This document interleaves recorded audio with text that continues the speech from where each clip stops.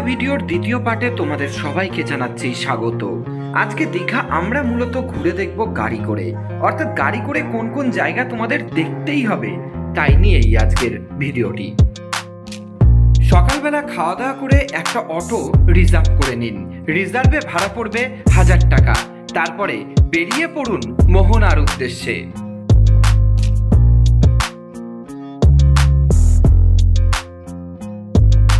একদিকে চম্পা নদী, অপরদিকে বঙ্গোপসাগর, এই দুটির মিলনস্থল নিয়েই দীঘার মোহনা। অপরূপ সূর্যোদয় এবং সূর্যাস্ত দেখার জন্য অবশ্যই এই সি পয়েন্টে তোমাদের আসতেই হবে।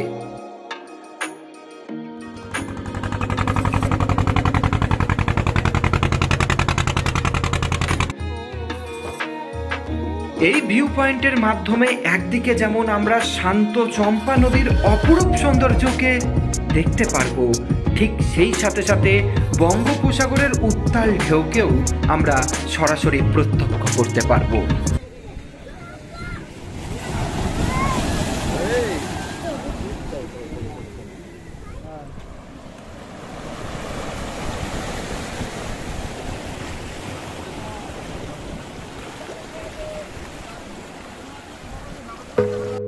দীঘা ঘুরতে গিয়েছি, কিন্তু সেই লিস্টে দীঘা মোহনা নেই, তাহলে দীঘা যাত্রা আপনার অসম্পূর্ণ।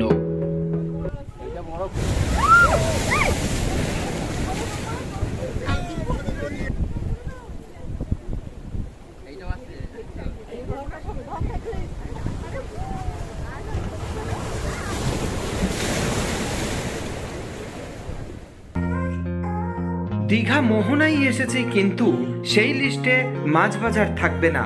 তাই কি হয়? তাই এবারের আমাদের ডেস্টিনেশন দীঘার বিখ্যাত মাছ বাজার।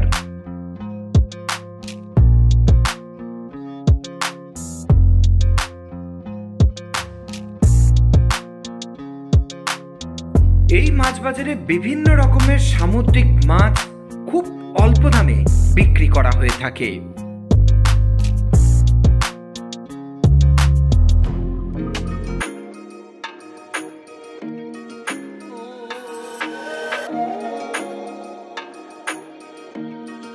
এই মাছ বাজারে যে শুধুমাত্র মাছ বিক্রি করা হয়ে থাকে তা কিন্তু নয়, এখানে মাছ রান্না করেও বিক্রি করা হয়ে থাকে।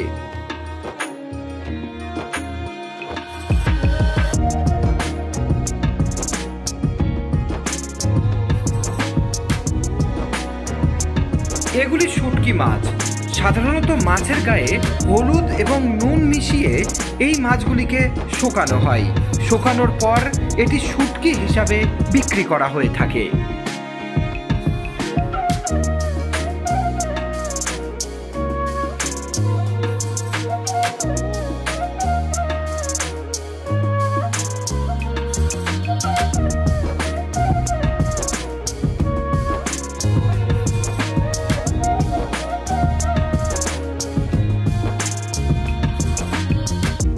মাছের গায়ে হলুদ এবং নুন মিশিয়ে মাছগুলিকে শুকানো হচ্ছে।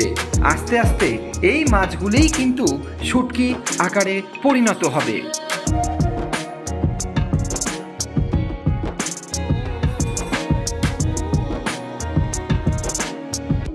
দীঘা মোহনা এবং মাছ বাজার দেখার পর এরপর তোমরা অটোওয়ালাকে বলো তাজপুরে নিয়ে যেতে।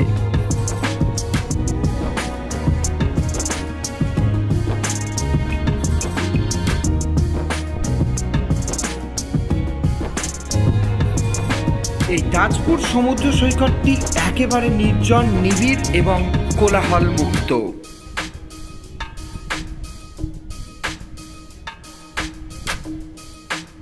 বর্তমানে তাজপুর সমুদ্র সৈকতকে এক অন্য মাত্রায় সাজানো হয়েছে।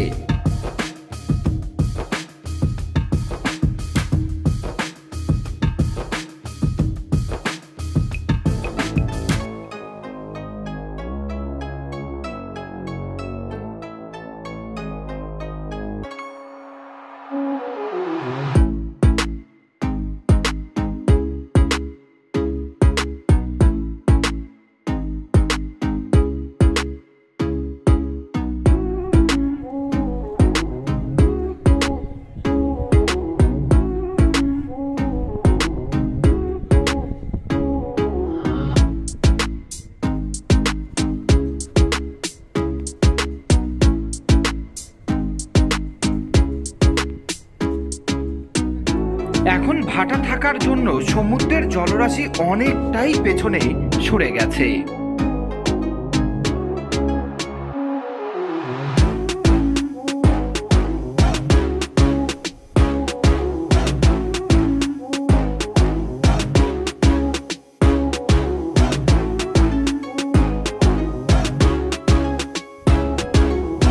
এখান থেকে অনেকখানি হেঁটে যাওয়ার পরেই কিন্তু সমুদ্র সৈকত পড়বে এবং এখানকার মাটিগুলি দেখলে বুঝতেই পারবে মাটি কিন্তু ভিজে স্যাঁতসেঁতে।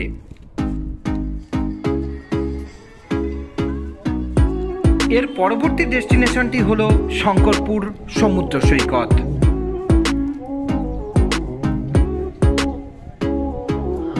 দীঘার একটি অন্যতম জনপ্রিয় সমুদ্র সৈকত হলো এটি।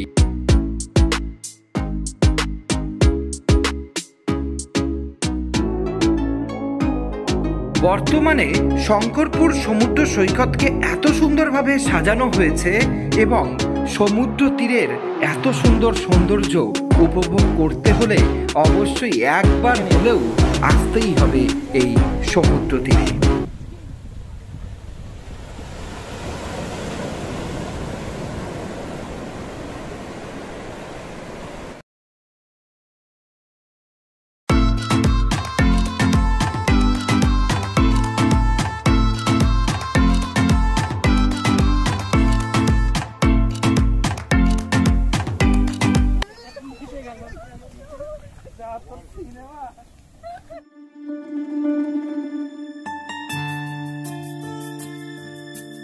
শঙ্করপুর সমুদ্র সৈকতের এটি সেলফি পয়েন্ট নামে পরিচিত। এখানে যে সমস্ত দর্শক আসে তারা এখান থেকে সেলফি তুলে থাকে।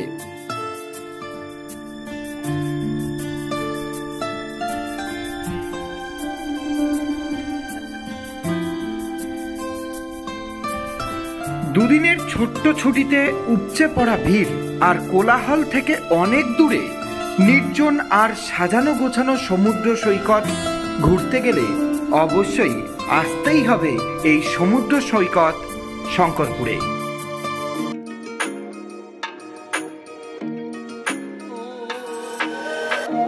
আজকের যাত্রাপথের সর্বশেষ স্থানটি হলো কাজলদিঘি টয় ট্রেন পার্ক। এই পার্কের একটি অন্যতম বৈশিষ্ট্য হলো দীঘার একমাত্র এই পার্কেই টয় ট্রেনের ব্যবস্থা রয়েছে।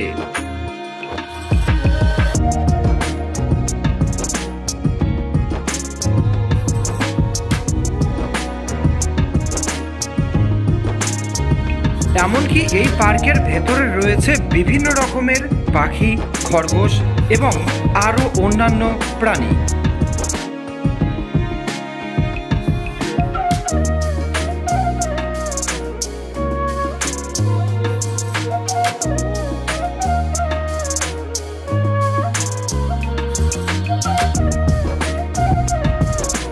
গাছের পাতা কেটে কি রকম ভাবে প্রকৃতির অপরূপ এক একটা প্রতিকৃতি তৈরি করা হয়েছে তার সাক্ষী থাকতে গেলে অবশ্যই আসতে হবে টয় ট্রেন পার্কে।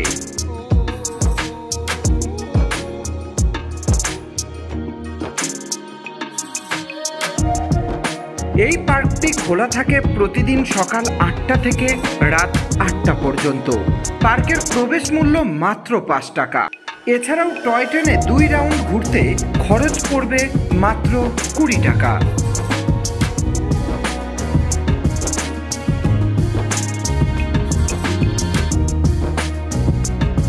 মাঝখানে বিশাল জলাশয় এবং বিভিন্ন রকমের নাম না জানা রং বেরঙের ফুল, বিভিন্ন রকমের গাছপালা, তার চারপাশ দিয়ে বারবার রাউন্ড খাবে এই টয় ট্রেনটি।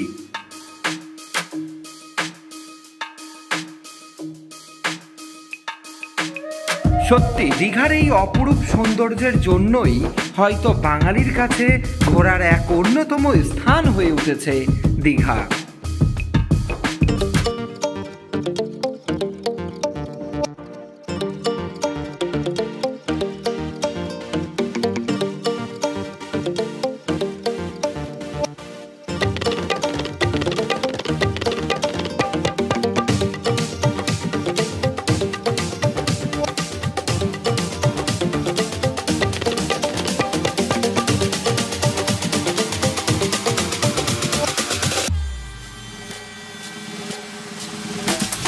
বোটিং করার জন্য দুজনের 60 টাকা এবং 4 জনের 100 টাকা করে এখানে নেওয়া হয়ে থাকে।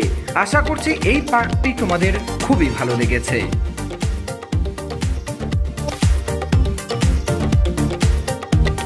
দীঘা ভ্রমণের শেষ দিন কোন কোন জায়গা যেতেই হবে তার লিস্ট তোমাদের সামনে তুলে দেওয়া হলো। এই এতগুলো জায়গা মাত্র 1100 টাকায় তোমরা চলে যেতে পারবে গাড়ি ভাড়া করে। এখন আমরা দর্শন করতে চলেছি চন্দনেশ্বর মন্দির। এটি ওড়িশার বালেশ্বর জেলা এবং দীঘা থেকে 6 কিলোমিটার দূরে অবস্থিত।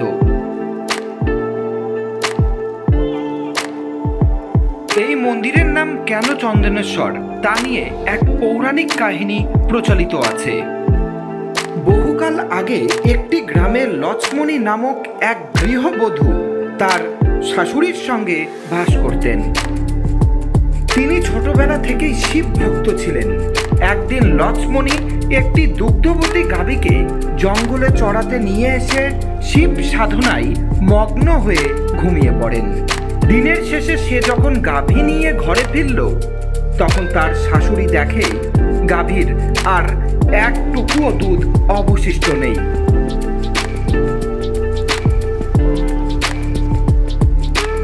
এরকম ঘটনা আরো বেশ কয়েকবার ঘটলে লক্ষ্মণী সন্দেহবশত একদিন গাভীর পিছু নিয়ে গভীর হোগলা জঙ্গলে গিয়ে সে দেখল গাভী যেখানে দাঁড়িয়ে আছে সেখানকার মাটিতে বিশাল ফাটল ধরেছে আর গাভীর দুগ্ধ সেই ফাটলে পড়ছে।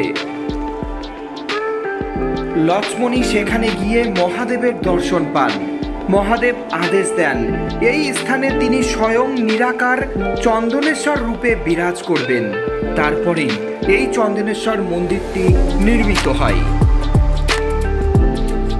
চন্দনেশ্বর মন্দিরের বাবা শিবশম্ভু মাটি থেকে 18 ফুট গভীরে অবস্থান করছে।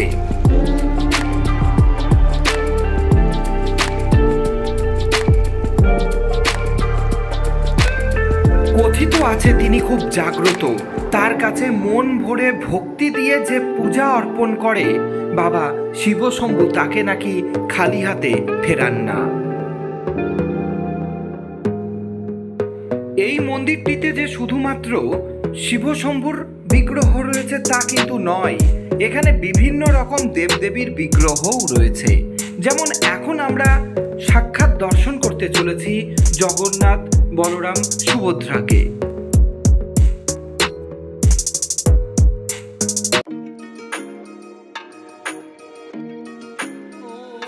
এটি মাতা পার্বতী ও গণেশজির মন্দির।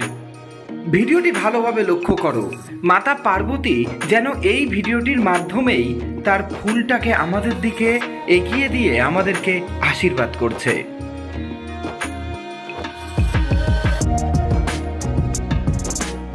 সত্যি এত সুন্দর মন্দির দর্শন এবং পৌরাণিক কাহিনীর সাক্ষী হতে গেলেই একবার হলেও আসতে হবে চন্দনেশ্বর মন্দিরে।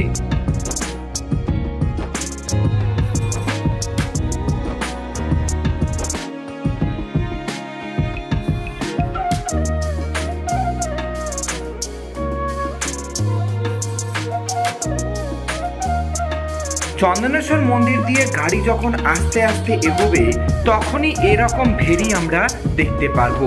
এই ভেরিগুলি আসলে কিন্তু গলদা চিংড়ির ভেরি।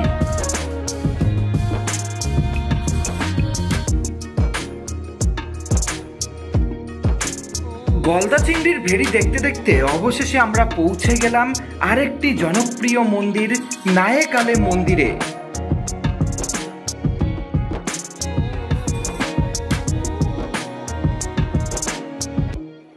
নায়েকালী কথার অর্থ মা হলো নৌকার কালী, অর্থাৎ এখানে যত মাঝি নৌকা বা ট্রলারে মাছ ধরতে যায় তারা এখানে এসে প্রথমে মায়ের কাছে পূজা অর্পণ করেন, তারপরে তারা মাছ ধরতে যান।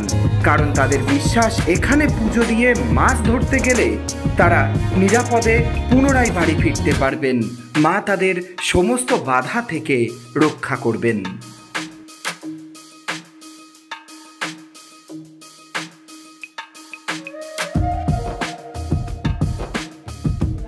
এটি 300 বছরের পুরনো একটি মন্দির। মায়ের মূর্তিটির একটি বিশেষত্ব আছে। মা এখানে বাঘের উপর বিরাজমান। আপনারা যত মায়ের মূর্তি দেখেছেন তার সাথে এই মায়ের কোনো মিল খুঁজে পাবেন না।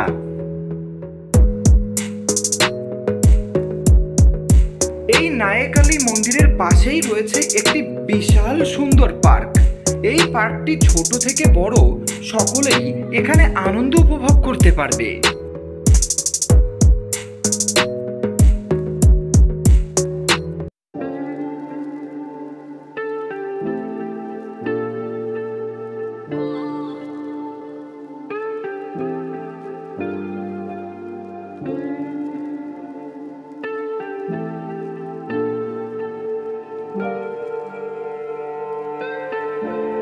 এর পরবর্তী ডেস্টিনেশনটি হলো এশিয়ার বৃহত্তম শিবলিঙ্গ। লোকমুখে কথিত আছে লঙ্কারাজ রাবণ একসময় শিবের তপস্যা শুরু করেন। সেই কঠোর তপস্যায় মহাদেব সন্তুষ্ট হন এবং উনি রাবণকে বর দিতে চান।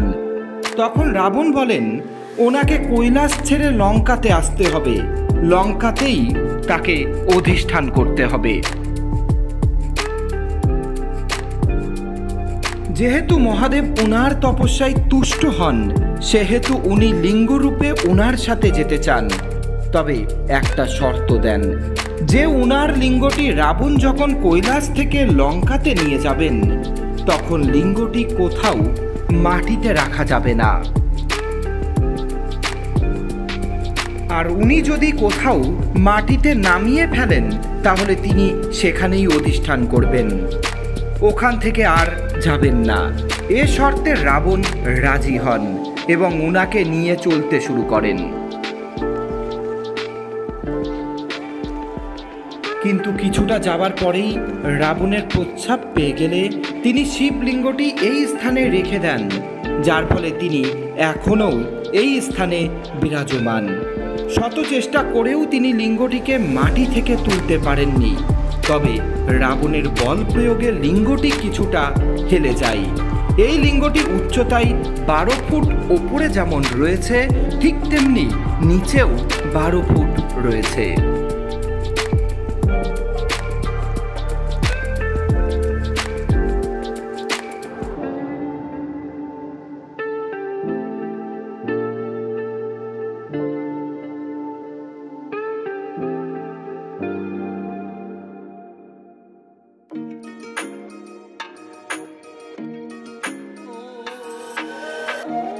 এবার চলে যাচ্ছি ওড়িশার আরেকটি জনপ্রিয় মন্দির রাধাকৃষ্ণ মন্দির।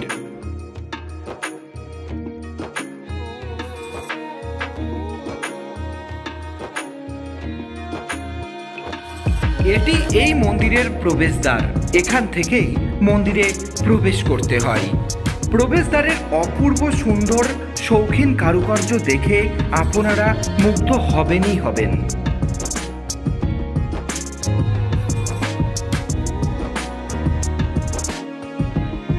এই মন্দিরটি কিন্তু খুবই জাগ্রত, তাই মন্দিরে পুজো দিতে কিন্তু একদমই ভুলবেন না।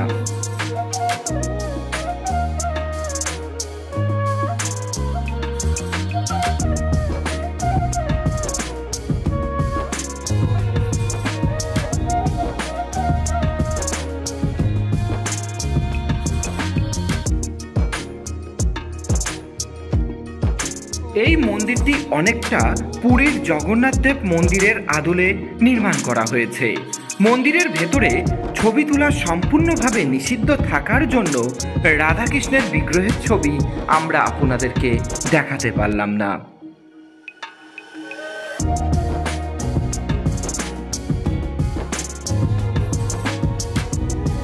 শান্ত নিরিবিলি প্রকৃতির সাথে যদি সময় কাটাতে চান তাহলে এর চাইতে ভালো জায়গা দীঘাতে আর নেই। ম্যানগ্রোভ, শ্বাসমূল, ঝাউবন, সমুদ্র, বিভিন্ন উদ্ভিদ ও প্রাণীর এক বিচিত্র পরিবেশ এই বিচিত্রপুর অরণ্য।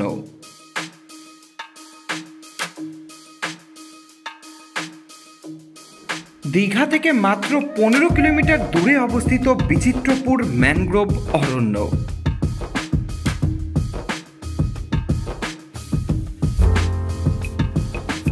এই ম্যানগ্রোভ অরণ্যে যেতে গেলে যেতে হবে বোটে করে। এখানে 6 জনের বোট ভাড়া পড়বে 1200 টাকা, এবং যদি শেয়ারে যেতে হয় তাহলে জনপ্রতি 200 টাকা করে ভাড়া পড়বে।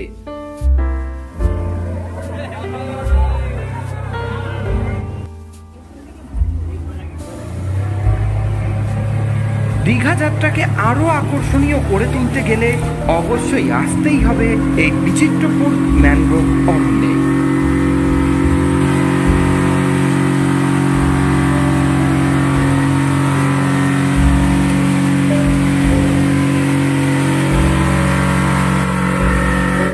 বিস্তৃত জলরাশির ওপর দিয়ে চলে যাচ্ছি, তার দুপাশে রয়েছে ম্যানগ্রোভ অরণ্য।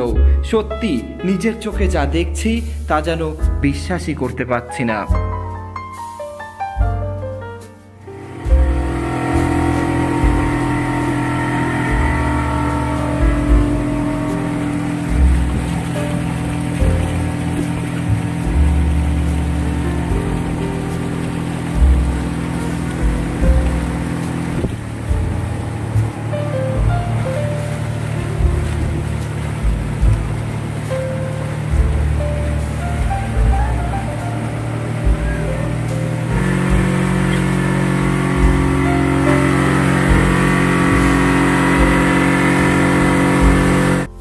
স্পিড বোটে 15 মিনিট যাত্রা অতিক্রম করার পর আমরা শেষ পর্যন্ত পৌঁছে গেছি বিচিত্রপুর ম্যানগ্রোভ অরণ্যে।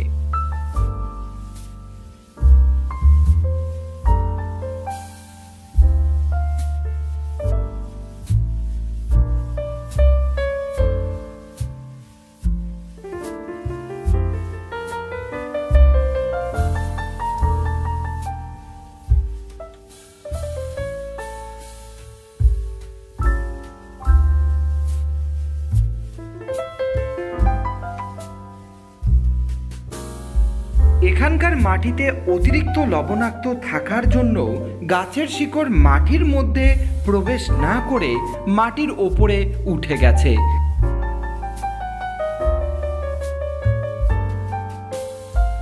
সত্যি এই সমস্ত গাছগুলো দেখে চোখ যেন জুড়িয়ে যাচ্ছে। দেখেই মনে হচ্ছে যেন অন্য কোনো দেশে, অন্য কোনো জগতে চলে এসেছি।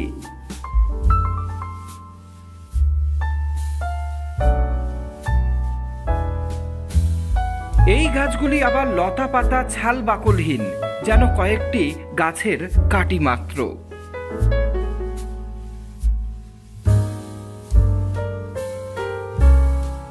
এগুলি সব মরা গাছের গুঁড়ি।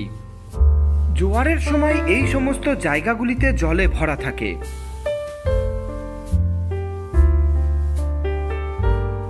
এই গর্তগুলি কাঁকড়ার গর্ত, এর ভেতরে কাঁকড়া থাকে।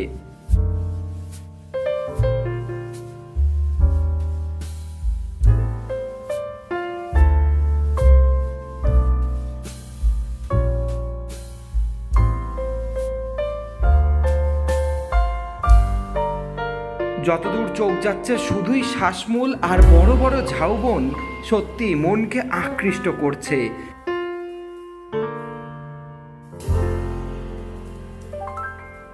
আমাদের এই ভিডিওটির মাধ্যমে তোমরা হয়তো বুঝতে পারছো, দীঘা মানে শুধু সমুদ্র সৈকত নয়, দীঘাতে রয়েছে আরও বেশ কিছু দর্শনীয় স্থান।